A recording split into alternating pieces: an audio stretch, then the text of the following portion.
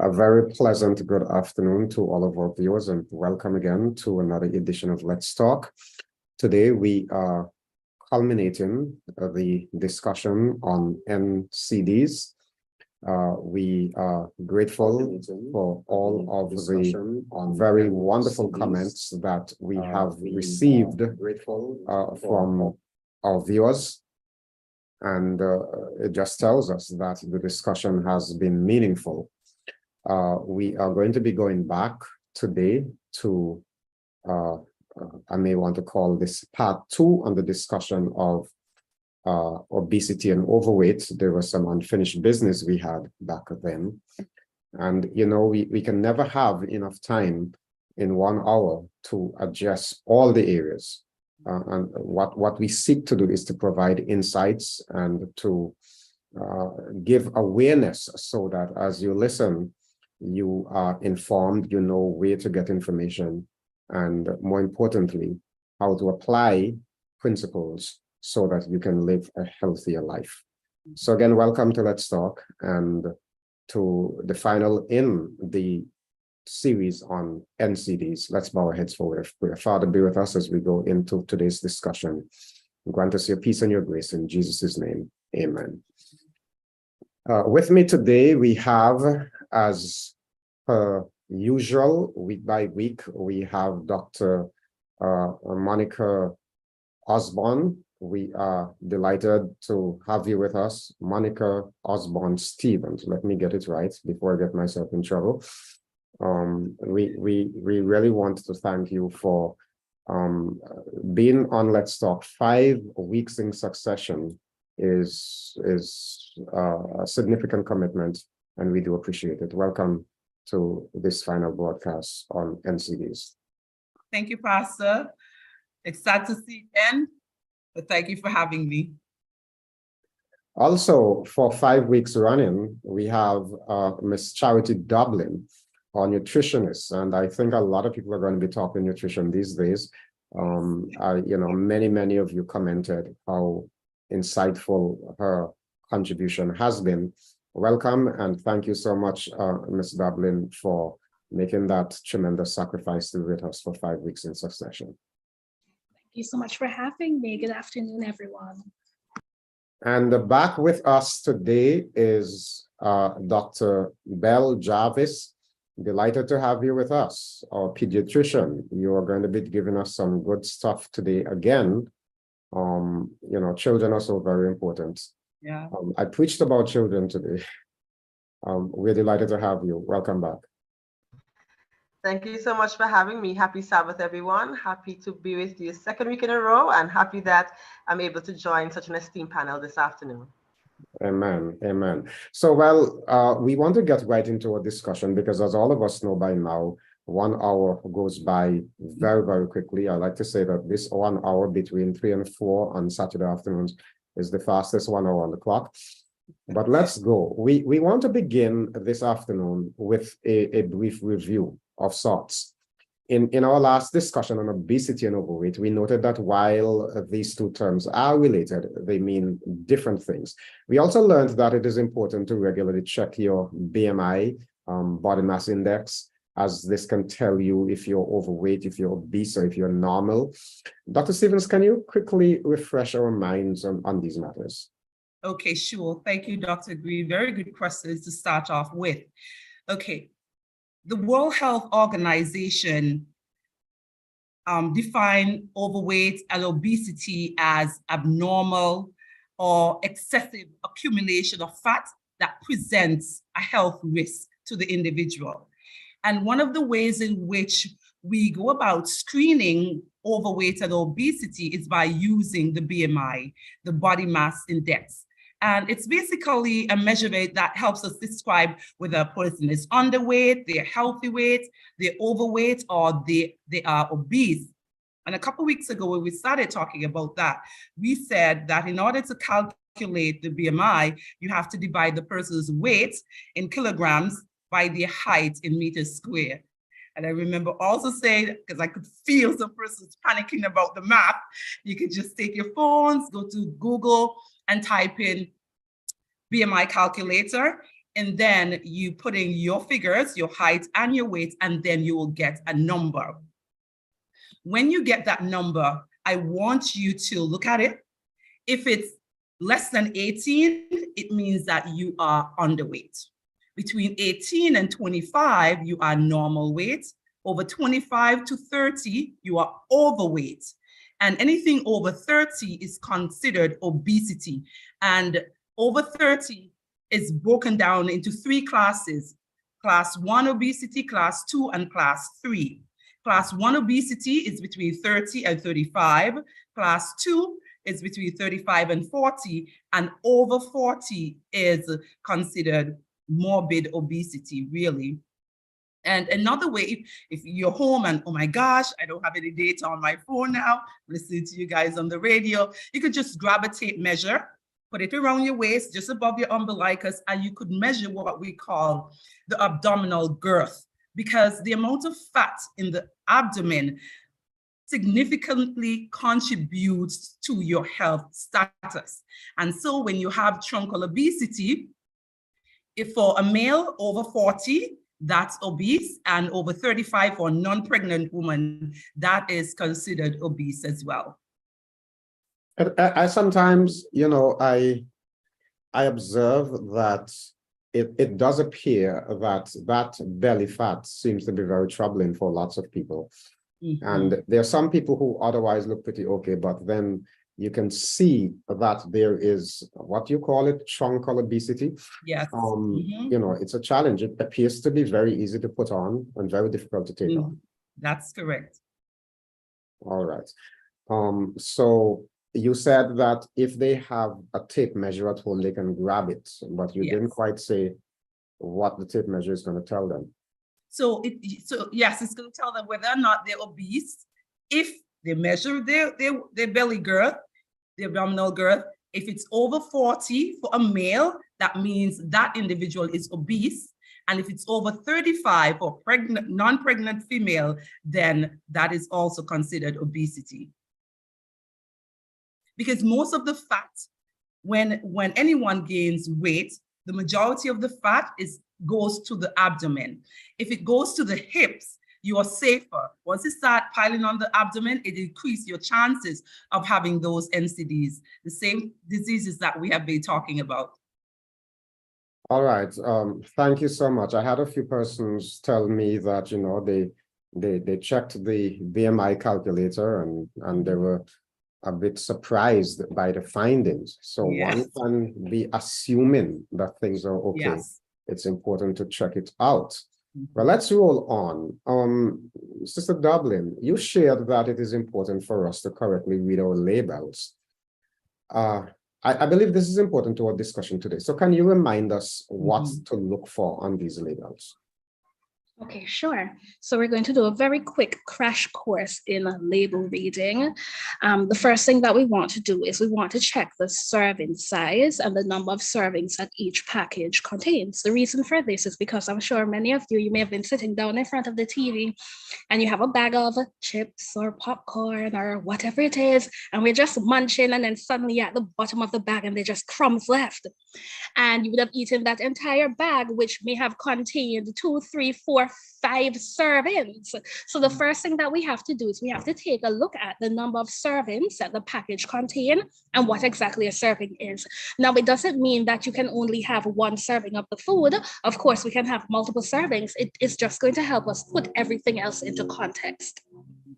After we've had a look at the serving size and the number of servings, we now want to take a look at the calorie content. Now, of course, if we're trying to manage our weight, lose weight, or keep our weight right where it is, it may mean that we have to do a bit of calorie counting. And now this is important because weight management is affected by a variety of factors. But one of those things is excessive calorie intake, because those excessive calories, if we're not burning them off, for lack of a better word, they're going to be stored as fat. So we want to look at the calories that it contains. Now, the amount of calories that I need may be different from someone else. So for example, if I'm a sedentary woman, not doing a lot of work, interested in losing weight, I may want to intake 1,500 calories. Whereas there's another active person, a male, who's working construction, who's also in the gym, he may need 3,000 calories. Now, if we're looking at a snack and it contains, or a food item and it contains 500 calories, that 500 calories looks different for me, whose requirement is 1,500, versus someone else whose requirement is 3,000. So we want to look at the calories per serving, but we want to put it into the context of how many calories we ourselves require. Next up, as much as possible, we want to aim for high fiber. This is important when we're trying to lose weight because that fiber is going to increase our feeling of fullness. So when we talk about looking for high fiber, we're going back to the servings and we're looking for 3 or more grams of fiber per serving. Now, sodium is not necessarily related to weight management. However, it's good for overall health in terms of monitoring how much sodium we're consuming. And I believe we mentioned this when we discussed hypertension, but we want to ensure that we are choosing lower sodium options. Now, for someone who has high blood pressure, we generally recommend that you have no more than 140 milligrams of sodium per serving. This is going to be a low sodium item. This can be very difficult to do. So I usually say 200 or less is appropriate, but we're really trying to aim for that 140 milligrams or less. And lastly, a really easy way to tie it all together when we're looking at our food labels, if we're looking at a nutrient, whether it is sodium or fat or fiber, 5% or less of that nutrient is going to be low. It's going to be a low source of that nutrient, whereas 20% or more of a specific nutrient is going to make that food item a high or a good source of it. So 5% or less low, 20% or more is high. So I hope that summed it all up. Okay, that was a real crash course. I trust that the folks got that well. Thank you so much. Appreciate that. Now, this may also be review, but I want our viewers and listeners to understand why this discussion is so important. What are the dangers associated with being overweight or obese? Okay, Pastor, a couple of weeks ago when we started the obesity talk, you asked a very important question. You asked if obesity was a disease or not, and we did define it as a disease. We did say yes, it was a disease, but not only was just a disease, but it was considered a complex disease. Why a complex disease? Because it increases the risk of so many other diseases. And so once you have obesity, that leads you to hypertension. Hypertension can lead you to heart disease. It can lead you to diabetes. Diabetes can also lead you to heart disease. Then you have different types of cancers, such as pancreas, ovarian, and colon cancers that has been very much linked to obesity. You even have infertility. So obesity can cause a wide range of diseases. And that's why it's so important that we talk about it. I remember a couple of years ago, I had a patient who was very obese, and another doctor, we would share and see her from time to time. And we constantly spoke to her about losing weight. She was desperately trying to get pregnant, but she just could not see herself exercising or eating right. She made a lot of excuses, but finally she was really tired of not getting pregnant. And by the time she lost 20 pounds, she got pregnant. So it's a real disease that affects a lot of different body organs and increase the risk of many other diseases. All right, so we want to stay away from that. We want to try to keep our weight under control. That's correct. Dr. Bell Jarvis, we ended the last program on childhood obesity with you responding to a question that I'd asked about breastfeeding. I remember asking you, the challenges of breastfeeding when maternity leave is only 3 months. And you quickly said, well, you can always extract. I believe most persons see it as a matter of convenience to just go ahead and use some modern alternative rather than going through the process of extracting milk. Some ladies also say that, you know, they want to keep the shape of their breast. If they breastfeed, it may make their breast saggy. So they want to maintain that. Can you please react to that? And also say if there is a relationship between breastfeeding and obesity, overweight. Okay, so I want to tackle this because this is something that we hear very commonly, why persons have opted not to breastfeed because they don't want to have sagging breasts. But firstly, I want to emphasize the importance of breastfeeding, and then we can tackle whether or not it is really true that breastfeeding causes your breast to sag. So when we look at the benefits of breastfeeding, we have to look at it from the level of our babies and the level of our mummies.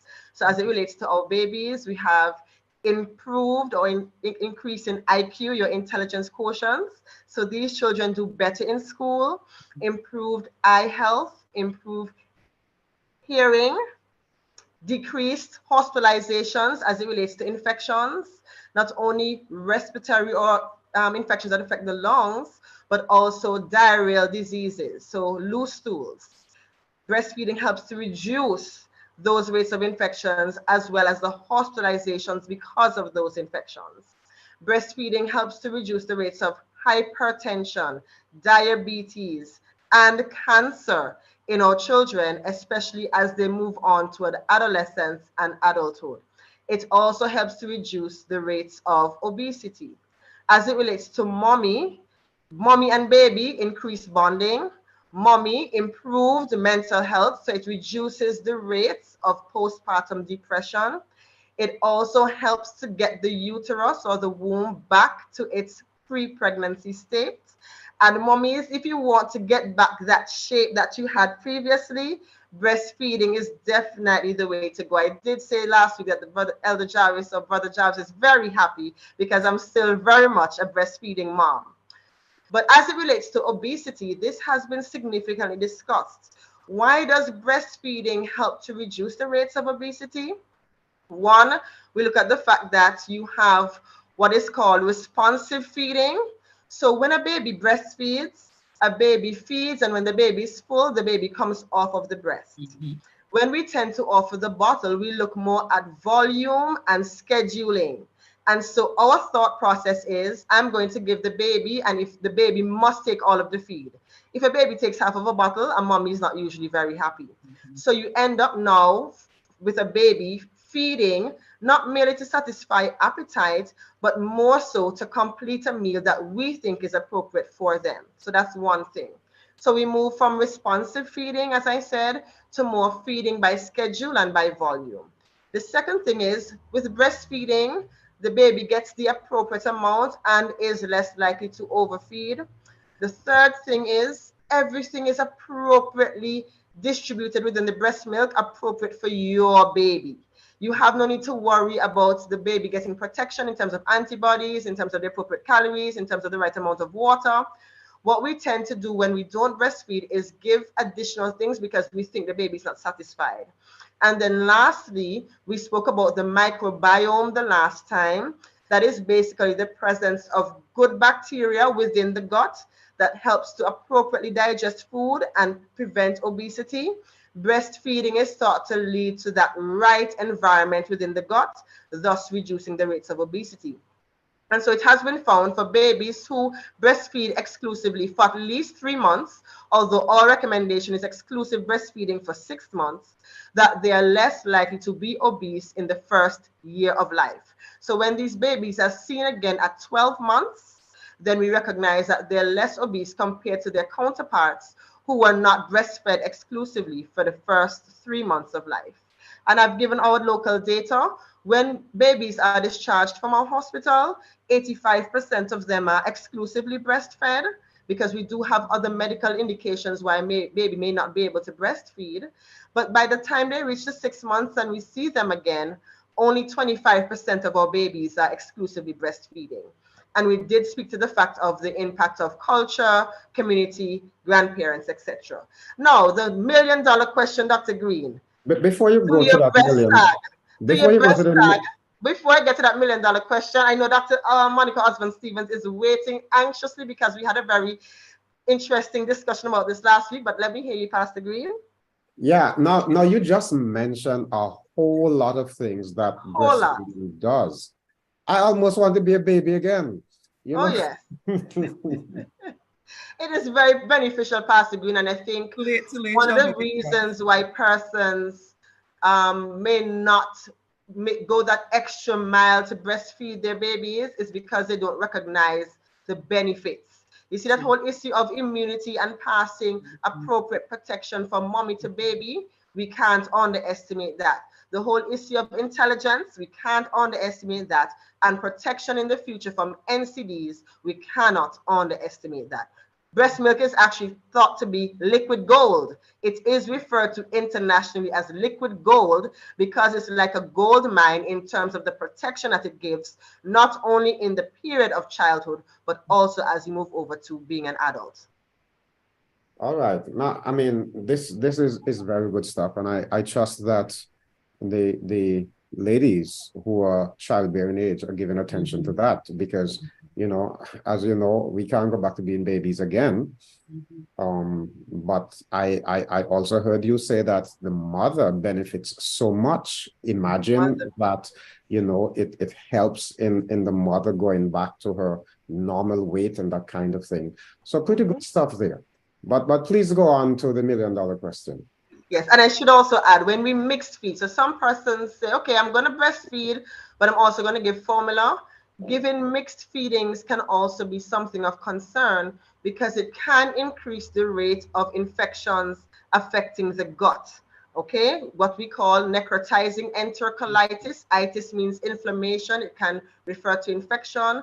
So infection or inflammation affecting the gut of that baby within the first 28 days, mixed feeding can contribute to that. Now, the $1 million question, does breastfeeding really cause your breast to sag? When you look at it, it is really thought that the process of being pregnant is what more so contributes to an increase in terms of the volume of your breasts as you progress throughout pregnancy and also as you prepare to breastfeed, more so than does breastfeeding. So increase in volume during pregnancy is what is thought to contribute to the potential sag, which many attribute to breastfeeding. Because once you have that increase in breast volume, you start breastfeeding and then breastfeeding stops. What you recognize is that you would have lost weight, you'd have lost some of the volume within the breast, but the ligaments or, those special tissues within the breast have already been stretched. And therefore, they sometimes do not go back to that pre-pregnancy state. So it's not truly, and it's more of a myth really, but it's not truly that breastfeeding causes your breast to sag, although it can contribute to it. It is more linked towards your natural increase in breast size because of being pregnant. So then you're saying that if a woman gets pregnant, she delivers a baby, and she does not breastfeed at all, that the possibility of sagging is still there? Still there. Yes, the possibility of sagging is still there, and the woman may notice that her breasts are not as perky as we would say as we converse with our mummies. Okay, and so therefore, when you add the benefits of breastfeeding, it does make sense to go ahead and breastfeed. It does make sense to therefore continue and breastfeed, and there are special exercises that can be done to help to get those ligaments back to the pre-pregnancy state, which we can basically go through at some other time. But there are exercises that can be done that can help to get your breast perky again. All right, I'm sure lots of ladies want to hear what that is, but we do have to move on. Yeah, so Charity, let me get back to you, because more and more of our children are becoming overweight. The statistics that we shared last time are very concerning. I believe that as a nutrition officer, I think you mentioned that you attached to the Ministry of Health. Part of your responsibility is to advise on policy development. I don't know if I have this right.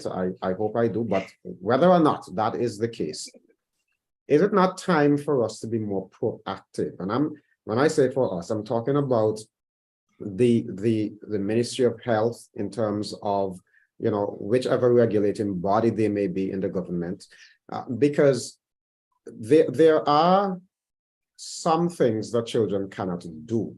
I do understand it's illegal for children to purchase alcohol, purchase cigarettes if they're not over a certain age.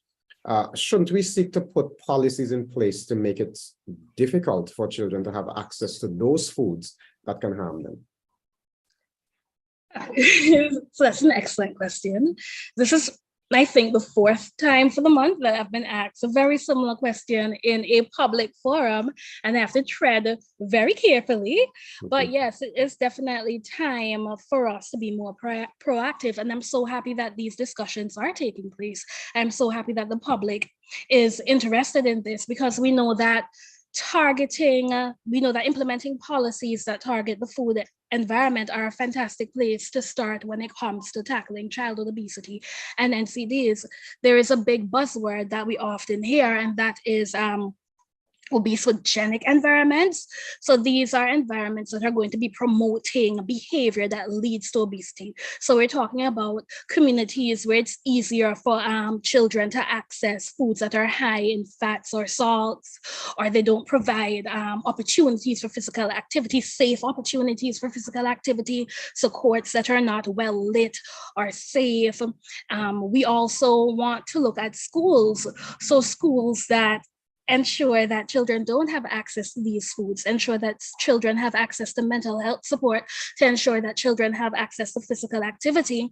And as I would have mentioned before, getting there is a challenge, and we all have a part to play when it comes to creating these health promoting environments. So whether it is the government, whether it is religious institutions, whether it is parents, corporate citizens, the children themselves, schools, the Ministry of Education, the Ministry of Health, in fact, the Ministry of Finance, and there's so many other ministries that have a part to play here. And we know that there's certain policies such as school health policies. We know that there are fiscal policies that could include taxation of sugary drinks, where those funds are going to be used to tackle some of the issues that we mentioned before, such as safe areas for physical activity, making healthier options more affordable. We also have seen a buzz about the region that's talking about front of package nutrition labels, so warning labels, which will help make it easier for persons, whether it's children, adults, parents, to make informed decisions when it comes to protecting their health. And these are 100% needed. And I'm so happy that we've started the talk. We have seen many countries around the region that have begun implementing some of these policies. Most recently, I think Barbados implemented their school health policy, which is fantastic. And I know that there are partners within Antigua and Barbuda who have been advocating for these policies. However, I do want to encourage the listeners and the viewers to continue advocating for these changes. Continue to keep it right there in the forefront. So whether it's within your circles, in your workplaces, on social media, keep talking about it. We want you to talk about the changes that you want to see, push the changes that you want to see. And for persons who may be looking for a place to start, the Healthy Caribbean Coalition has done some fantastic work within the last few years when it comes to these policies. So taxation of sugary drinks, school health policies, front of package nutrition warning labels. They've done some fantastic work. So I would encourage the viewers and the listeners to go either on their social media pages or on their websites, because that really creates a good place for us to start. So in summary, yes, these preventative policies are needed.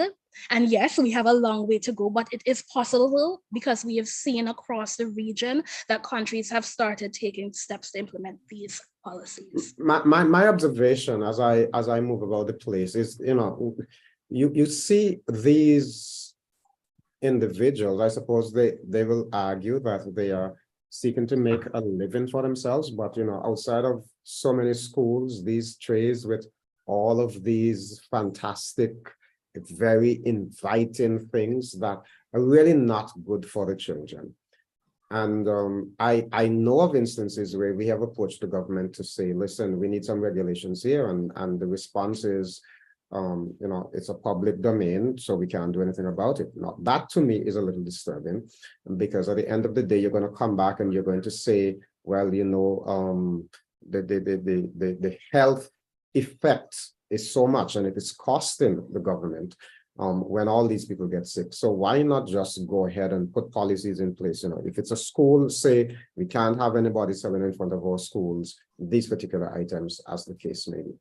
But I suppose, if we talk enough, maybe somebody will listen. Unfortunately, it seems sometimes that the way to get action is for people to take up placards and march and that kind of thing. That's a little unfortunate. But anyway, let's continue with this discussion. A former professor of mine, from, some of our listeners may be familiar with CUC, Caribbean Union College. It's now the University of Southern Caribbean, but when I was there, I had a very namesake professor, let me put it that way, who was a historian, but he listened to a few of our discussion in NCDs, and he shared some very insightful comments after listening, especially the program on obesity, and he shared that, I believe the UN, he said, has been encouraging the concept of health promoting schools. What are your ideas on this, health promoting schools? I can come in here. I think that is something that is becoming or has become mainstream. Basically, school-based health education. It's very crucial because we have to remember that the mindset, belief system, perception of our children will lead to what the mindset, belief system, and perception will be as adults. And so I would have mentioned even the last time, the Brazilian model, one of the things that they have done that has really improved the overall rates of breastfeeding and even the overall rates of health would have been to go into the schools, even from grade 1 going up, and to teach them at a developmentally appropriate level about healthcare, about breastfeeding. So as they grow and when they become adults, the only thing that they know that is appropriate is breastfeeding within, the set time frame. And so just as you're able to educate about math, science, language, you're also able to empower children, help them to then make right choices as they grow. And then once we have healthy children in the right environment, we will then move on, hopefully, to have healthy adults. But we have to be innovative. If we wait until we have adults to then educate them, we have already lost the battle. And therefore, I even make mention of the Heart and Stroke Foundation. I'm so proud of the work that they're doing. I'm not sure if many of you have seen their mascot, Arthur, but that is a very creative and innovative way of striving to reach children, improving their knowledge as it relates to health, and then moving forward. So if you educate, and then you also bring things like continue to do your screening in school, looking at their weight, their height, their head size, their abdominal girth, as Dr. Monica Osborne-Stevens would have mentioned. If you're doing screening even within school and helping the children to know their numbers, then you can imagine the changes that you can make from early on and then the results that you will have. So that is basically the mindset worldwide: school-based health education, school-based lifestyle change. And I just want to touch what you mentioned about changing policies. One of the challenges you can have with changing policies without doing the right education is that you can still have harm happening. Because guess what? If you're not having the children consuming these items in school or, on the school compound, you best believe when they come home in the evening, they're going to double up. They're going to play catch up. And you can end up doing more harm than good. So along with policy change, always must come education of the necessary stakeholders, to include our families, to include our churches, because as a church, sometimes we think we're immune. But if you look at what we're giving at our vacation Bible school and so on, you have to be careful. So even the churches have to be involved in that educational transformation. So we will ask our health association to advise on the menu. Oh, yes. For yes, call on us. We are willing, ready, and able. And, sometimes we think that because we're vegetarians, that we are healthier. I dare say to you, Dr. Greene, that sometimes the gluten has more salt and fats than other choices of protein, because guess what? We're trying to have, what they say, the veggie steak, the veggie fish. So we're trying to make it taste as the real thing, the real McCoy apparently. And in doing so, we cause more harm than good. And if you look at our plates as well, we try to catch up in the dessert section. So we have our ice creams, our cakes, etc. And we end up taking in more calories than is required. Again, not eating to be full or to be satisfied rather, but eating more from an appetite perspective just because we want to have something to eat. I'm tempted to ask, because some people say they're pretty disciplined at certain times of the year, but now and then a holiday rolls around and they say, well, it's just a break. Is that, so the Christmas season and Monday here in Antigua is a holiday, people tend to a little overindulge. Any advice on those matters? Yes, we really should avoid overindulging, especially as it relates to our children, because our bodies are not like a light switch that you can turn on and off. As we look at the basic physiology or the basic processes in our body that guide obesity, we recognize that obesity is actually linked to a variation in hormones in our bodies. Hormones that tell us when we're full and when we should stop eating. Hormones that tell us when we're hungry and when we should eat. And what we do when we indulge or when we binge in the holiday season is that we sort of go into override. We override the hormonal balances and the signals within our brain that say, hey, I'm full, or hey, I'm satisfied. And so when you get back to the regular time, it's very difficult to go back to that which you once did, especially for our children. Their minds do not work that way. And so once they overindulge in the Christmas season or any other holiday, it's very difficult to get them back on track, because again, you're looking at stomach volume.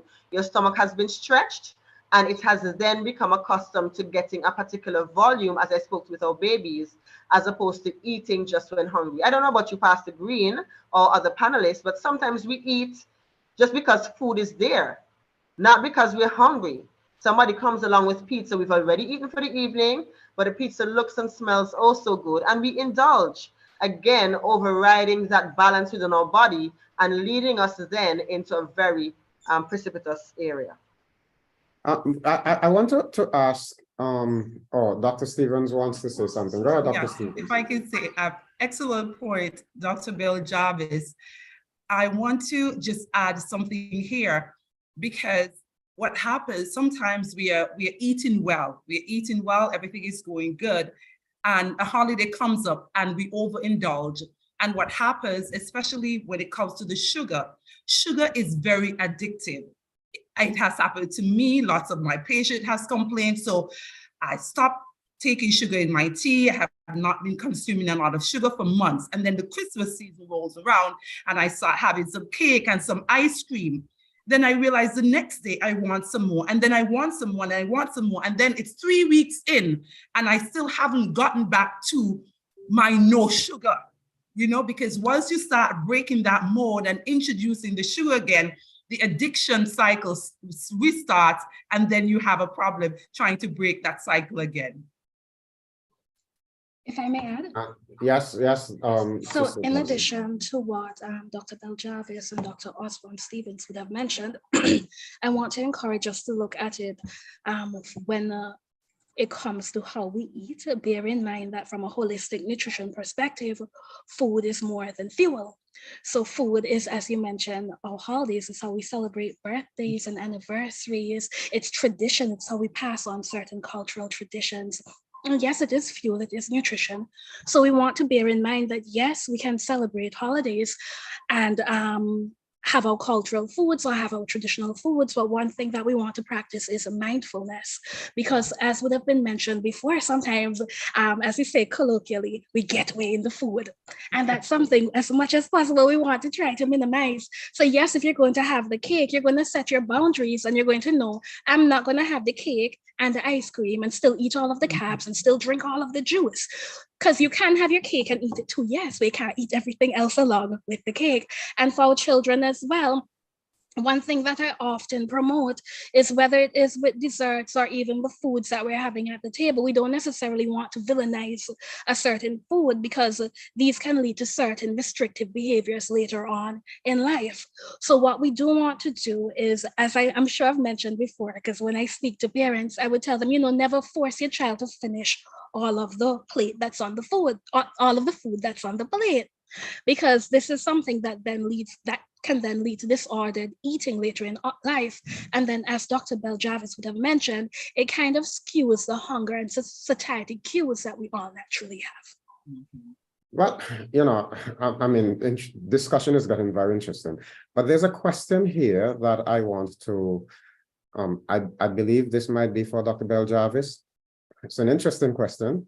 Is it healthy for a non-biological mom to breastfeed a baby if the biological mom is unable to or deceased? Excellent question. And this individual is going back to what used to happen in yesteryear when there was a mother in the community who might not have been able to breastfeed, but another mother nearby was able to. And in those days, basically, she was like the milk truck for the community, and the other babies we put to the breast. Let me answer the question this way.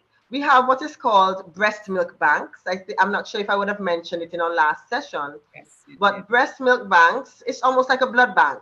So just like if you require blood, there's a blood bank where persons are able to go and donate, and then you're able to benefit from that which has been donated after the blood has gone through the necessary testing. Likewise, in a breast milk bank, persons are able to donate breast milk, and it is able to offer breast milk to those who may not be able to breastfeed for any particular reason. If mommy may be HIV positive, for example, or if mommy has deceased, or if the baby is in the neonatal intensive care unit and mommy no longer has breast milk, we can then offer breast milk from a donor to our babies. But I want to make a specific mention here that the breast milk goes on the necessary testing and management to ensure that there is no passage, or the risk of passing infection from one individual to the other is significantly reduced to almost non-existent. We have to make sure that the mommy who is donating milk is negative as it relates to HIV, hepatitis B and C. We test mommy for syphilis, etc. So mommy goes through a gamut of testing, and then the milk itself goes through almost like a pasteurization process to ensure that the necessary has been removed, but the benefits of breast milk remain. Do we have breast milk banks in the Caribbean? Yes, we do. Trinidad has a breast milk bank, and there have been discussions in possibly having that breast milk bank as a regional bank. So in answering that question, can a baby get breast milk from a mom who is non-biological? Yes. Can it just happen without any formality to it? It should not happen, because the necessary testing would not have taken place to ensure that this process is safe. Okay, we have discussed the possibility of a breast milk bank here in Antigua and Barbuda, but for us, we're thinking we need to improve the rates of breastfeeding first before we even move on to discuss having a breast milk bank, because culturally you can understand that some persons may have reservation and some persons have not yet appreciated the benefit of breast milk. So let's appreciate the benefit of breast milk first, have our mommies improve their rates of breastfeeding exclusively for the first 6 months, but breast milk banks do have their place, and we'll see how far we are able to get with breast milk banks here in Antigua and Barbuda.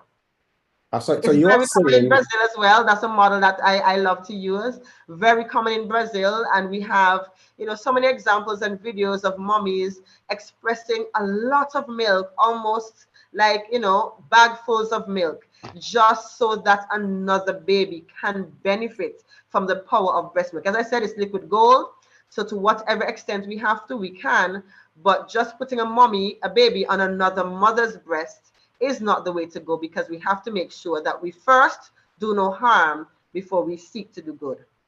Okay, very well. Now, Dr. Stevens, you said something there that is provoking a little reaction. And so I'm going to read you a question that someone is asking, and specifically to Dr. Stevens. Doesn't the body still need a certain amount of sugar? Is coming off of sugar completely really healthy? I can understand using within limit, but completely off seems extreme.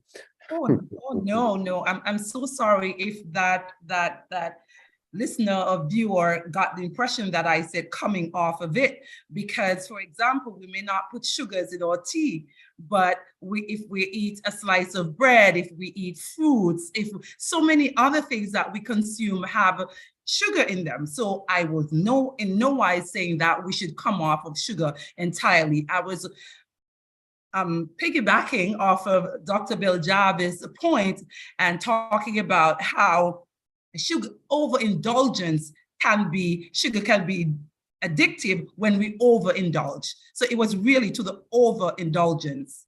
Well, I was listening to a documentary about a year ago. On DW, there was an advertisement for a documentary on sugar. And I said, I'm going to, in fact, I allowed them to send it to me when it was released. And one of the amazing things they mentioned is that we put sugar in a lot of things and it really doesn't serve any purpose. And this documentary said the only purpose it serves in some of the items we put sugar in is the addictive effect. And they're mentioning, for example, we put sugars in a lot of bread and pastry things. And they said, it really doesn't do anything to the whatever we are making, except that it has this addictive effect to cause people to go back to it. And if we are getting, because the starches that we eat ultimately will become sugars, not so. So I think the question is added sugar. And the role of added sugar in a lot of the things we eat. That's correct. All right. Let's ask this other very important question. I don't know whether Dr. Stevens or Dr. Jarvis wants to respond to this. Want to respond to this one. But when a person is overweight, whether it be a child or an adult, when a person is overweight and then they lose weight, what happens to those fat cells if there are such things as fat cells? Apart from the bullying that may occur, how else does being overweight as a child impact you as an adult? In other words, I'm asking two questions in one. If I gain 60 pounds and then I decide to lose it, do I retain the capacity to get those pounds back on if I'm not very careful? Is it that my body has a set pathway to rebuild that? Well, let's deal with one question at a time. Respond to that, please. Okay, so I'm happy you would have mentioned the whole issue of pathways, what we would refer to as metabolism, or the process within which our bodies strive to handle what is within. So when we look at fat cells or the makeup of fat, ultimately, as you lose fat, you have basically three things happening. You have energy, which is going to be utilized by the body, and you also have the fat being broken down into carbon dioxide and water. All right. The water is going to be lost through the skin. It's going to be lost through urine, and it's also going to be lost when we breathe, right? So through breathing and through the skin, that's what we call insensible loss. And then the carbon dioxide will be lost as we breathe out, and it is gradually lost over time. Now, one of the things that we will notice, and Dr. Monica Osborne-Stevens mentioned it previously, is that when you gain weight, you can see it in several areas, around the tummy, around the hips, and you also notice it in your arms, right? And so when you're losing weight now, remember that you would have also had some amount of stretching of the skin to accommodate for the excess fat. And sometimes we'll notice something hanging just below our tummies. That's what we call medically the panos. You'll see something like an extra flap of skin, for want of a better word, coming down. So as you lose the fat or the fat cells, you make your energy, you make your carbon dioxide, you make your water, you still have skin that is stretched, which is why many times it becomes a very sensitive issue, because now I've lost the weight, but I still have that excess skin. For the males as well, you may notice what we call gynecomastia. So the pectoral region now enlarges as would a female breast. And sometimes even when you would have lost weight, you still have enlargement of that pectoral region, which is why you would have found that some persons, even though with exercise they can lose the weight, some persons have even gone towards things like bariatric surgery in terms of removing some of that excess fat, and even tummy tucks to try to get that skin to go back to what it once was. So in brief, you have energy, which will come from fat, which you're going to utilize. You're going to have carbon dioxide, which you will lose as you breathe out. And you're going to have water, which you're going to lose through breathing, which you're going to lose through your skin, which you're going to lose as you pass urine.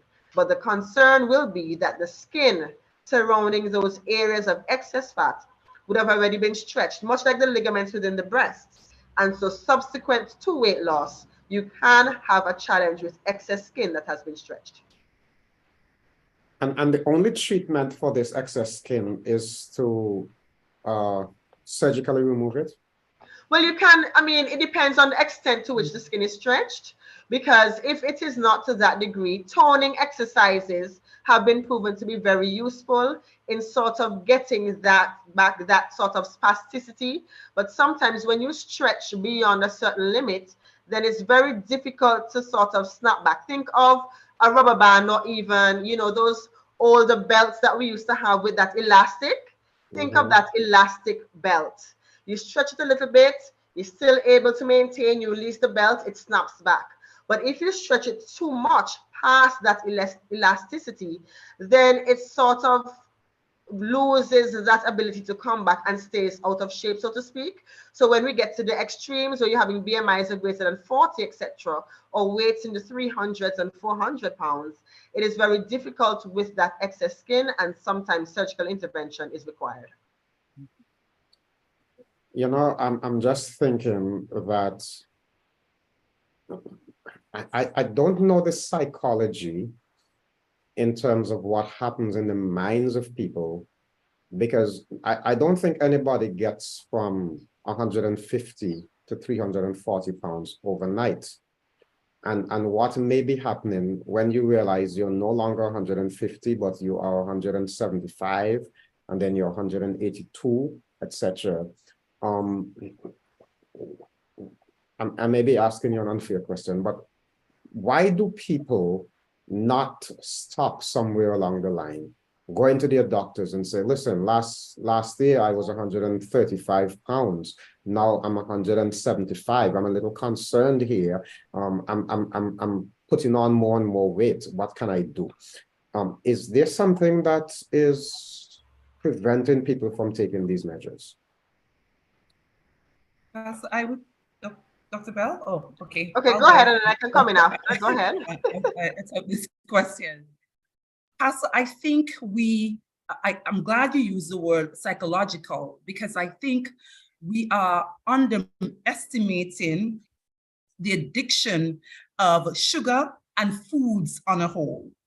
You have someone who has been having a breakfast with a whole loaf of bread, 6 eggs, bacon for years. And initially, as you said, they started out as 150 pounds. And each time they do that and they don't exercise, they don't burn the calories, and they're getting older. So the older they get, the metabolism slows down. And the more weight they put on, they actually slow down themselves. So what will start to happen? It comes a point they realize, oh my gosh, my pant is too tight. I can't get to buckle it. And they try some exercise. Let me go do some exercise. And they do it for a couple of days, and man, I'm tired, I can't do this. So what they do, they go and buy a bigger pair of pants. And so they become comfortable in that bigger pair of pants because it's no longer squeezing them. And they said, they promise to exercise, they may start and then stop, the inconsistency. And sometimes we try to take up different form of exercise that we may see other persons doing, but it's not really for us. And that is why Charity always use the word tailored to suit this person, tailored to suit that person. That is excellent, because it must be an individual approach. And sometimes they don't go to the right place to get the help. And another thing, they get the help in consistency. They're not consistent with it. You're living in an environment where you have persons, you're trying to lose weight, persons are telling you over and over, boy, go sit down, what are you trying to do? So we must be in an environment where we are supporting each other. And I'm sure Dr. Bell Jarvis, because I've heard among the pediatricians, they talk about this all the time. If you have an obese child in the home, you're going to encourage the mother not to bring certain things in the home. So it's not just about the child on a strict diet. It's supposed to be the entire family supporting each other, and everyone will gain the benefits. I will come in here as well, because I want us to think about calories. So we have the sort of calorie dense or calorie rich and nutrient poor foods that we often underestimate. A lot of us like a lot of juice, and we don't recognize a significant amount of calories associated with juice. That's one thing.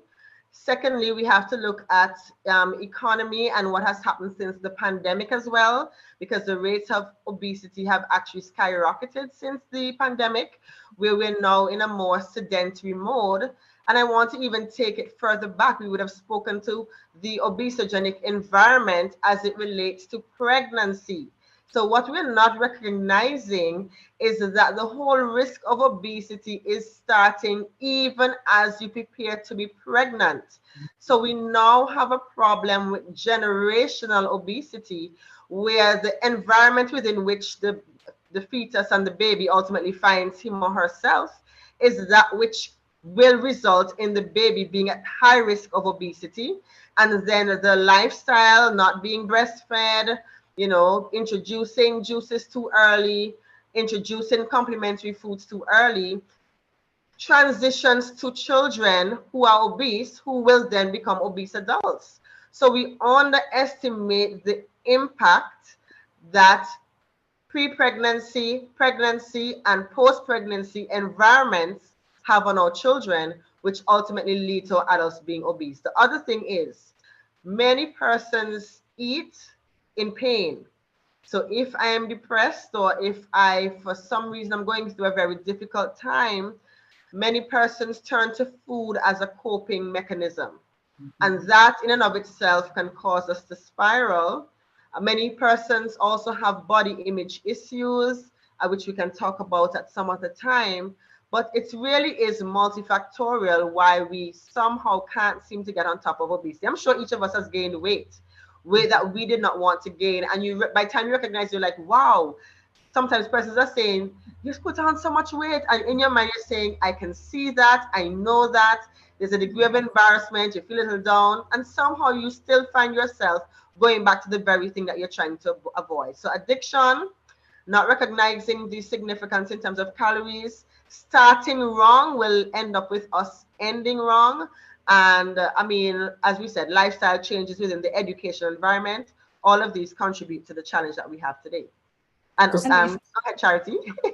If I may add my literal 2 cents to what has been shared from my perspective.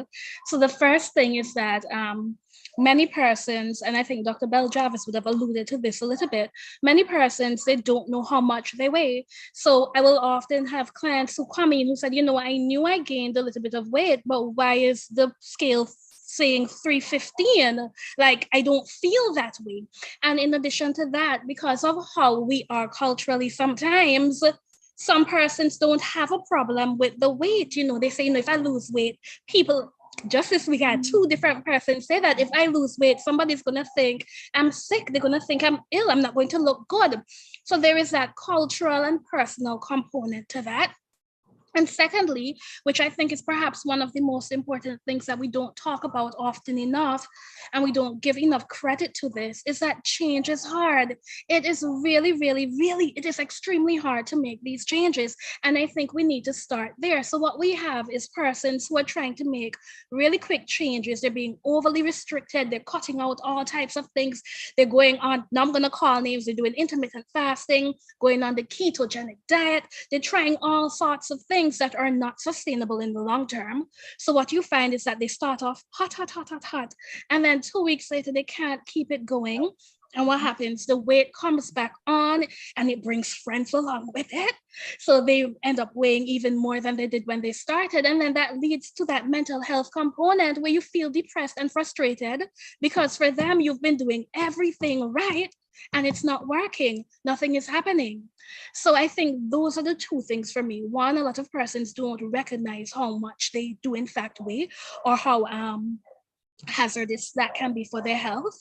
And two, change is hard. It's hard making the changes. So they need to ensure that they're taking appropriate steps that will lead to long-term weight loss. We don't want to lose 15, 20, 25 pounds in a month. And then 2 months later, we're having 35 go back on.